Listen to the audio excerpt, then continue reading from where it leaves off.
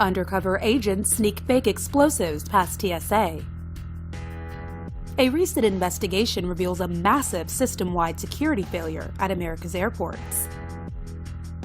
Homeland Security officials confirmed TSA screeners failed to detect fake explosives and banned weapons 95% of the time. In one case, an undercover agent with a fake bomb strapped to his back set off the detector. TSA screeners conducted a pat-down, but still failed to find the would-be explosive. The investigation, conducted by undercover Red Team agents, found security failures at dozens of airports across the U.S.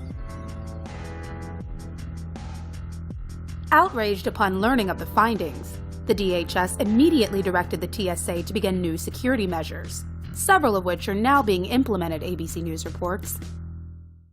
An airport is always battling, making sure it's secure. But are they fighting hard enough? The Transportation Security Administration, or TSA for short, took over airport security after 9/11 and have been trying to find the right formula to protect American travelers. There has been a fair share of controversy in its relatively short lifespan. Many believe they are not stopping potential terrorists and are not doing enough or not doing it well.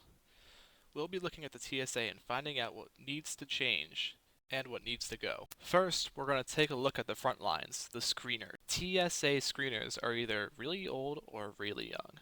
Neither age group is known for its attentiveness to detail. Another reason these screeners are failing is because they are underpaid and they are overworked. These screeners are unmotivated and exhausted, and they find their job very difficult and unsatisfying. Another reason the screeners are failing at their jobs is because they are undertrained and don't understand how their machines work.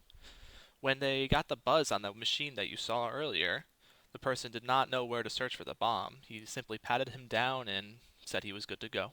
Lastly, and a very commonly overlooked reason these screeners are failing is because they are under a lot of stress. There's massive lines building up and people want to get on their planes. And these travelers aren't usually the most patient of people. They just want to get their job done as fast as they can and as efficiently as they can.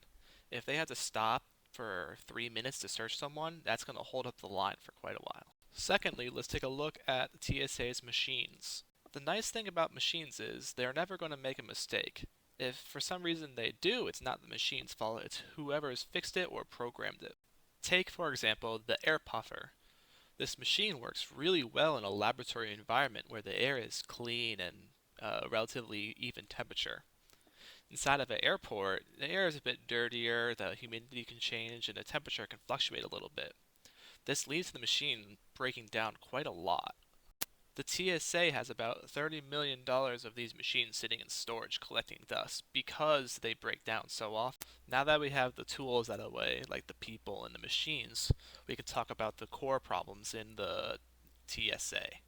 For example, the TSA is self-regulating. That means it sets its own rules that it has to follow.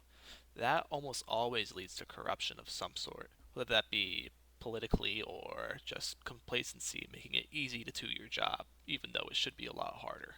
And of course, you can't have a government agency without politics being involved. Michael Chertoff, a former congressman, convinced Congress that his scanning machines were the way of the future, the way to stop all contraband being brought onto planes.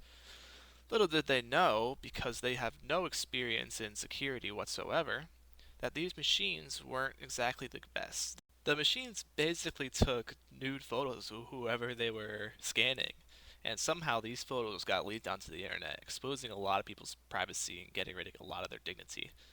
These machines have been removed since then. How do we fix the TSA? My suggestion is we get rid of a lot of lower end positions and replace them with high quality machines. That way there's less chance for error and there's more consistency. Also, I suggest keeping a few number of elite workers that really know how these machines work so they can use that to help them search people. Also, I would suggest having someone watch over the TSA, like Department of Homeland Security, and set the rules for them. That way they have something to really follow and they have someone to report to if something goes wrong or if they screw up. And lastly, I would suggest removing politics from the TSA altogether. I know that's incredibly unlikely, incredibly difficult to do, but if you could succeed at that, it would make the TSA so much better. Remember, the TSA are the good guys. They just need help getting back to where they should be, or maybe where they should have been all along. Hopefully, the TSA changes before a terrorist attack forces them to change.